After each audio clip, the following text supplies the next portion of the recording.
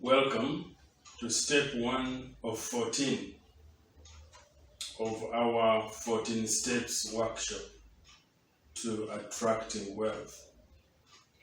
In step 1 of 14, we will discuss claim your right to attract wealth.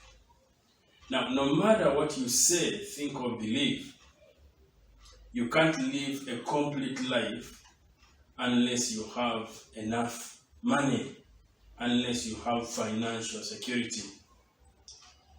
You can't rise to your highest potential in developing your soul or talent unless you have enough money, enough finances to do that. To pour out the gifts of your soul to people and to develop your talent, you must have many things to use. You cannot have those things unless you have money to buy them with. We are exploring a step called claim your right to attract wealth. To develop in mind, in soul, body, you have to use things.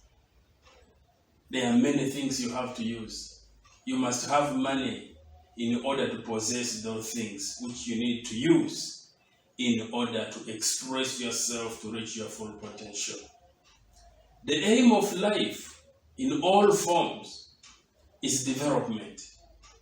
Every living thing has an inherent aspiration for development, for it to achieve. And so you have a right to free and unrestricted use of the things necessary for your total mental, spiritual, and physical development. In other words, it's your right to attract wealth into your life. Can you just imagine if you wanted to be an athlete, for example? You would need to access a club or a training place. You will need to work with a lot of equipment. You will have needs to do with your diet. You will have needs to do with your kits in some form or another. You will have need to hire coaches if you wanted to be an Olympic level athlete. Now, all of those resources, all of those things you need to use to achieve your potential, you can't access them without money. Now, do not confuse this notion of sufficient money, sufficient finances with the common notions like being satisfied with the little money you have or being contented to stay at your level of income. Never be satisfied with the insufficient money in your life. If you can attract, use, and enjoy much more, why would you settle for less and then end up ineffective, using the example of the athlete again, that you cannot go to the national level, you cannot go to Olympic level. Why? Because you don't have access to the things you need to use to elevate your level of competition. And why? Because you have been taught, you've learned to be satisfied with what you have. Is that a common notion?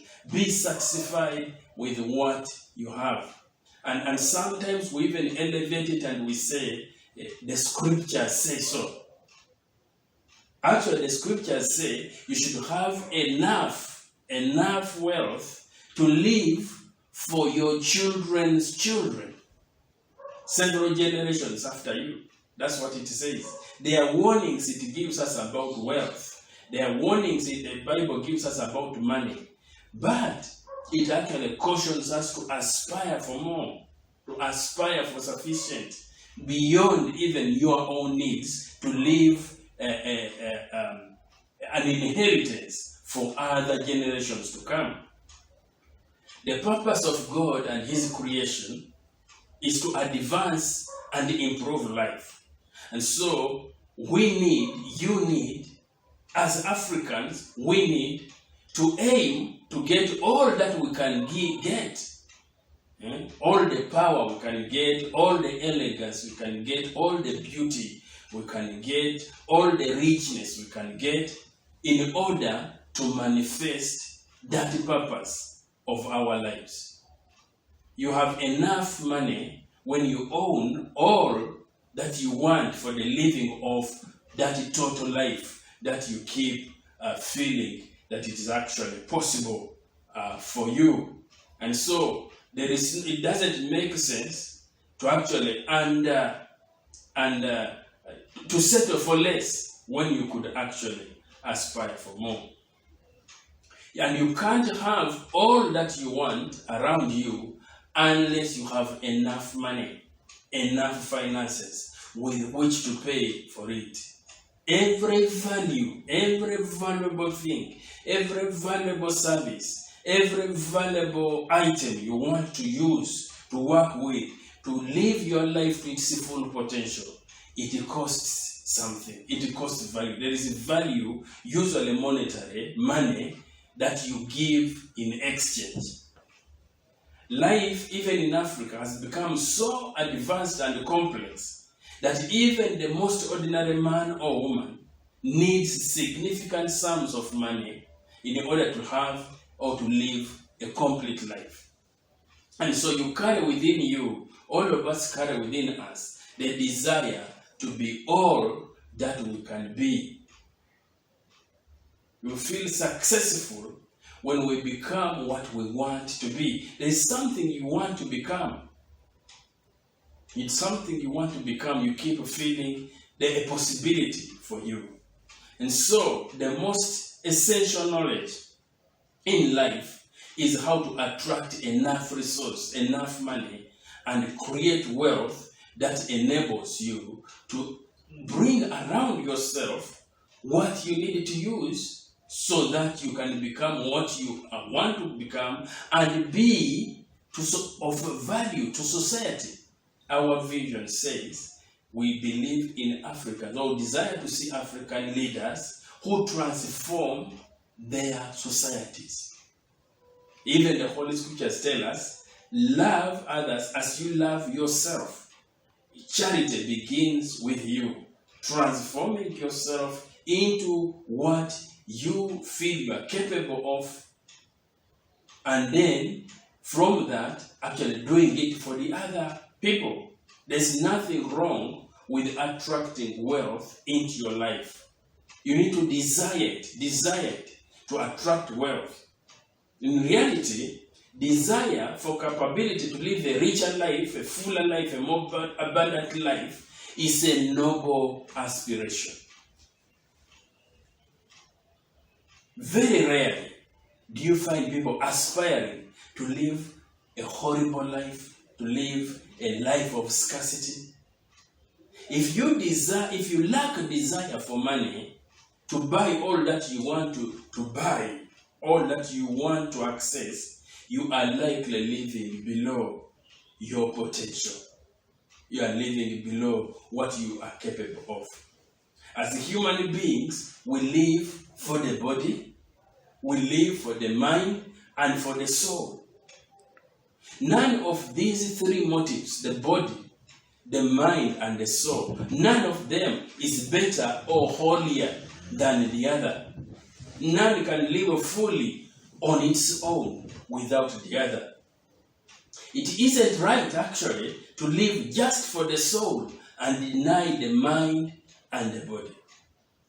It's wrong to live for the intellect and deny the body or the soul. We are that three in one. We live for the body, for the mind, and for the soul. And all of these, they require money, require finances. We have to live, to access the finances, and bring around our lives that which we require to express ourselves fully in all of those three areas. You cannot live fully in the body without good food, without comfortable clothing, without warm shelter. without freedom from excessive toil, without rest, without recreation. If a life is denied all of those, you don't eat. Probably you don't eat enough. Probably you don't eat good quality food. You are not clothed well. You are not warmed. Life will begin to disintegrate. Now, those are aspects of the body, but we shall see the effects in the mind, in the way you express yourself in the mind, mentally, but also we shall see the expression of your soul. You see, you cannot live fully in mind without books and time to study them, without opportunity to travel, to observe, without intellectual companionship, if you're not able to mix with other people, without recreation, without objects of art and beauty to use to appreciate art, appreciate beauty. And so to live fully in soul, you must have love, for instance. And poverty often restricts the level to which we can express ourselves. Great happiness comes from giving to those you love. And so if poverty denies you giving to those you love, then you can see how lacking actually limits you. And so our discussion, the first step, is to claim this right, your right to wealth, to attracting money, to building wealth. It's your right to attract money and to build wealth. And we have discussed the importance in all the three major spheres, major aspects of your life. You can see, because you have things you need to use to serve, to live your life well, but also to serve others, to serve society. Now we will take some 2 polls at this point. And the first one is this. I will ask a question, and so you can actually go to the poll and vote. And so this is the first question I will ask. Which of these statements, probably to make it easier, I will just invite you, let's just present it for you and you vote.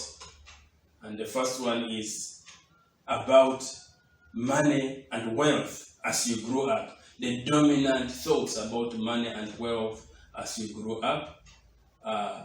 There are things like money is the root of all evil, money corrupts good morals, and all of those. Let us just see which ones were dominant as you grew up.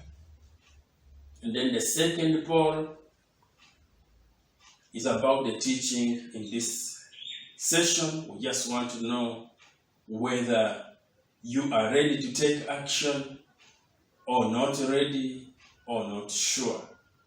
So let you take your poll and we see. And that will end our first step, which says, claim it as your right. Don't approach wealth creation, money attraction as a beggar. They say a beggar has no choice. Approach this subject as a right. It is your right. It's your right to live, just like it's your right to live. Then to live well, you need resources, because there is no value you will attract to help you live well without money. So if it is your right to live a high quality life, then it is your right to attract the resources that enable you to live that high quality life. And that is the first step in our 14 steps of how to attract wealth into your life. I welcome you to our step 2 of 14.